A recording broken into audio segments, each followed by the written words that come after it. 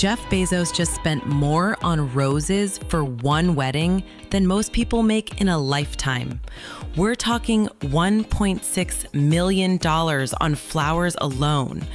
But that's not even the most shocking part of this $50 million Venice takeover that had Oprah rubbing shoulders with the Kardashians while protesters literally tried to crash the party. Stay until the end because what happened during the secret ceremony will blow your mind. And the guest list drama, let's just say not everyone was happy about the seating arrangements. Let's break down this financial insanity piece by piece. $50 million. That's more than the GDP of some small countries, and Bezos dropped it on a weekend party. Here's where your money went if you're Jeff Bezos getting married in Venice. $1.6 million on roses. Just roses, not the entire floral budget, just the underscore roses. $1.8 million on wait staff. That's 150 people serving roughly 100 guests. Do the math on that ratio. $9 million just to park their yachts in the Venice Lagoon. $9 million for boat parking.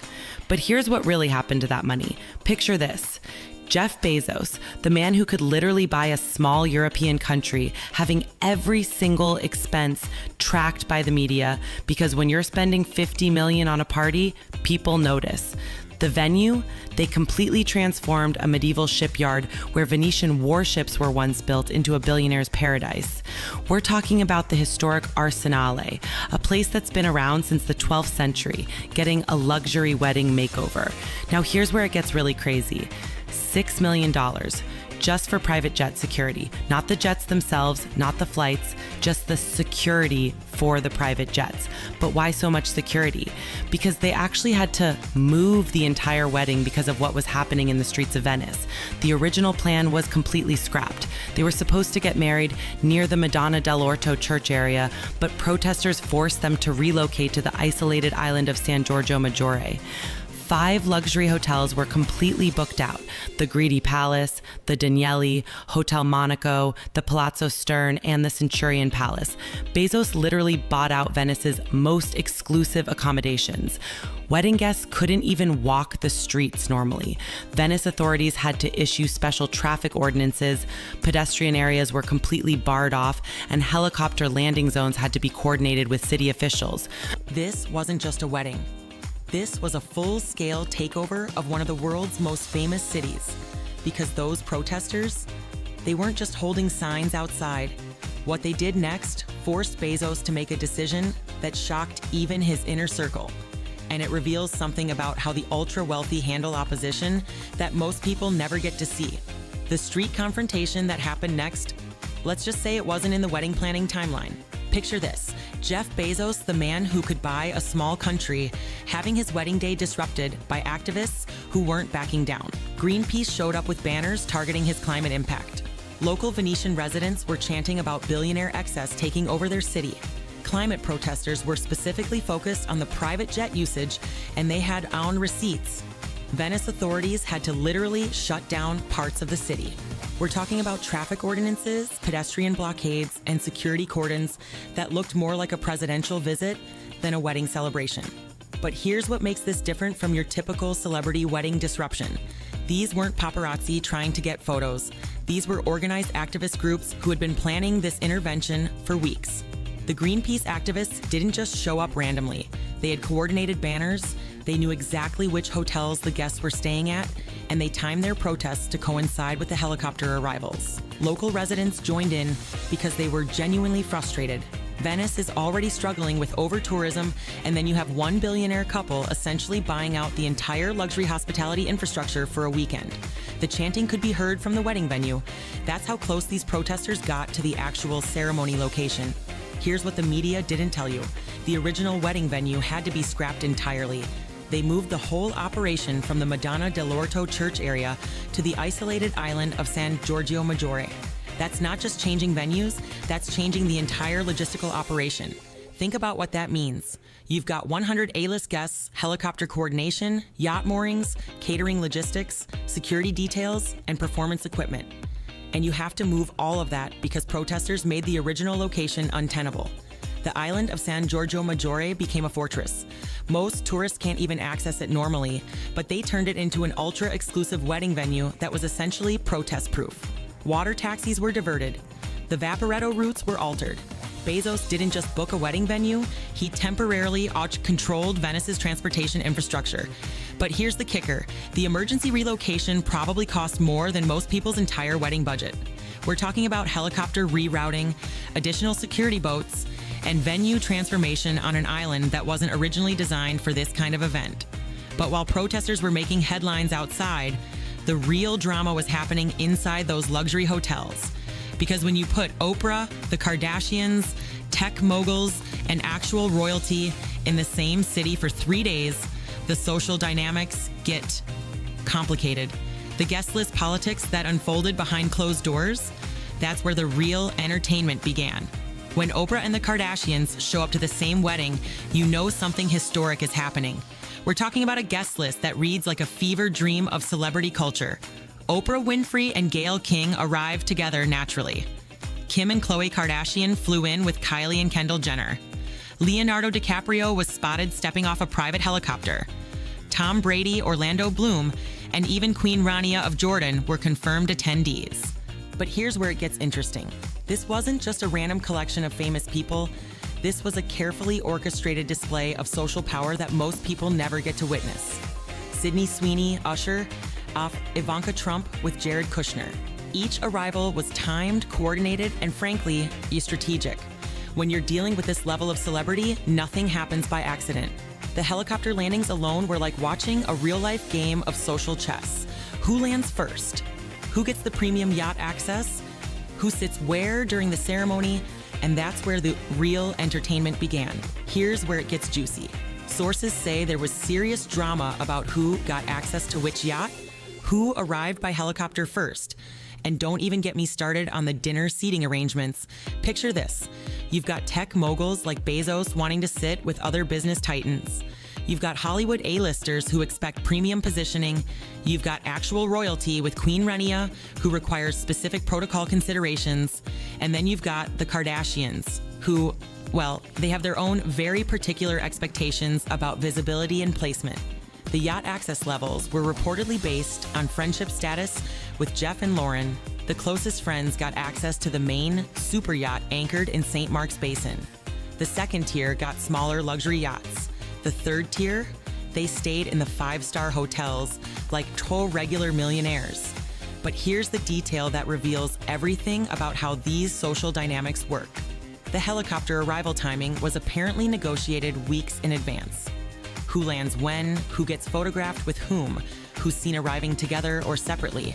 One source mentioned that there were literally 3 different feuds brewing over table assignments alone. We're talking about people who could buy small countries arguing about dinner seating like it's high school cafeteria politics, except with private jets and billion-dollar net worths. The Venice luxury hotel managers had to coordinate between different celebrity entourages who had conflicting demands about privacy, security, and proximity to other guests. Speaking of drama, wait until you hear about Lauren's dress situation that had everyone talking behind closed doors. Because when you're spending $50 million on a wedding, even the fashion choices become strategic power moves. The gown story that almost never made it to the altar, that's where luxury meets pure chaos. 18 months. That's how long Lauren Sanchez's custom Dolce & Gabbana gown took to create. But here's the insane part that nobody saw coming. Word is there was a last-minute fitting crisis that required flying the dress on Bezos' private Gulfstream just days before the ceremony. Picture this. You've got designers in Milan frantically making alterations while a billionaire's private jet is literally waiting on the tarmac to transport a wedding dress across continents. The color palette was soft pinks, black and white. Classic, elegant, but reportedly worth more than most people's houses. We're talking about a gown that had its own security detail during transportation. But here's what really shows you the level of luxury we're dealing with. The dress had backup options, not one custom Dolce & Gabbana gown, but multiple versions flown to Venice just in case something went wrong with the primary choice. Lauren's entire bridal party coordination required a separate logistics team. When you're dealing with this level of fashion, you don't just pack a suitcase. You coordinate international shipping, customs clearance, and climate-controlled storage for garments that cost more than luxury cars. They literally transformed a medieval shipyard into a luxury wedding venue. We're talking about taking the historic Arsenal, a place that's been building ships since the 1200s, and turning it into a billionaire's paradise. This isn't just renting a pretty venue. This is architectural transformation on a historic site that required permits from the Italian government, coordination with UNESCO heritage officials, and probably more paperwork than most people see in a lifetime. The yacht moorings worth $9 million weren't just parking spots. They created a floating luxury neighborhood in the Venice Lagoon, super yachts anchored in formations that looked more like a maritime military operation than wedding guest parking. The helicopter landing coordination alone required working with Venice aviation authorities, creating temporary flight patterns, and managing air traffic that normally doesn't exist in this medieval city. But here's the detail that blows my mind.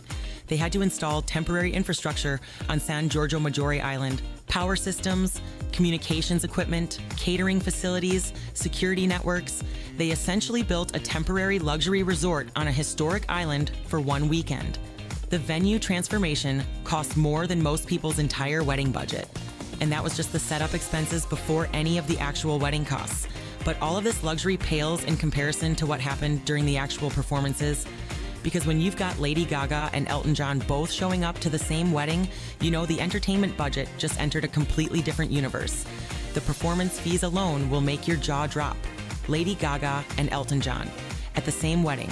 For one billionaire couple, we're talking about two of the most expensive performers on the planet, and they both showed up to serenade Jeff and Lauren during what's being called the wedding of the century. Here's what blows my mind about this. Lady Gaga's typical private performance fee starts at around $2 million. Elton John, he's been known to charge $3 to $5 million for exclusive private events. And that's just their starting rates. But these weren't just any private performances. Sources say both superstars performed at the closing party, which means we're potentially looking at $8 to $10 million just for the musical entertainment. During the actual ceremony, Matteo Bocelli provided the vocals. Not just any singer, but the son of Andrea Bocelli, bringing that classical Italian operatic tradition to a tech billionaire's wedding.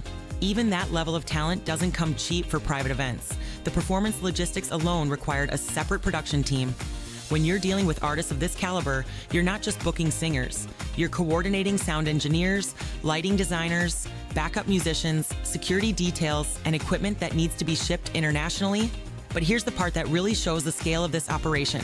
They didn't just hire performers, they created custom performances specifically for Jeff and Lauren's wedding that will never be heard anywhere else. Here's what most people don't know. This wasn't just a wedding, it was a 3-day takeover of Venice that started on June 26th and didn't end until June 28th. Wednesday, helicopter arrivals and private yacht positioning. Thursday, secret rehearsal dinner on the super yacht anchored right off St. Mark's Basin. Friday, the actual ceremony on San Giorgio Maggiore Island. Saturday, the closing party where Lady Gaga and Elton John reportedly performed. That rehearsal dinner on the super yacht? Sources say it was more exclusive than the actual wedding. We're talking about the inner circle of the inner circle, floating in Venice's most iconic location with a view of the Doge's palace. 5 luxury hotels completely booked for 3 days. The Gritty Palace, the Danieli, Hotel Monaco, Palazzo Stern, and the Centurion Palace. Bezos didn't just reserve rooms, he bought out entire properties to house his wedding party and guests. But here's where it gets really wild. The entertainment continued each night. This wasn't one wedding reception. It was 3 nights of consecutively escalating luxury entertainment, each night more exclusive than the last. The helicopter coordination alone required Venice aviation authorities to create temporary flight patterns that don't normally exist. When you've got dozens of private helicopters arriving over 3 days, you're basically running a small airport operation in a medieval city. But while the entertainment was world-class, there's one detail about this wedding that reveals everything about how the ultra-wealthy really live. Because when you dig into the actual staff-to-guest ratio, you start to understand what $50 million actually buys you. This single detail exposes the entire billionaire mindset, and it's not what you think. Let's talk about the most revealing detail of this entire wedding. They hired 150 waitstaff for roughly 100 guests. Think about that ratio. Each staff member was paid approximately $18,000 for 1 weekend of work. That's more than many people make in 6 months, and Bezos dropped $1.8 million just on service staff. But here's what that actually means in the real world.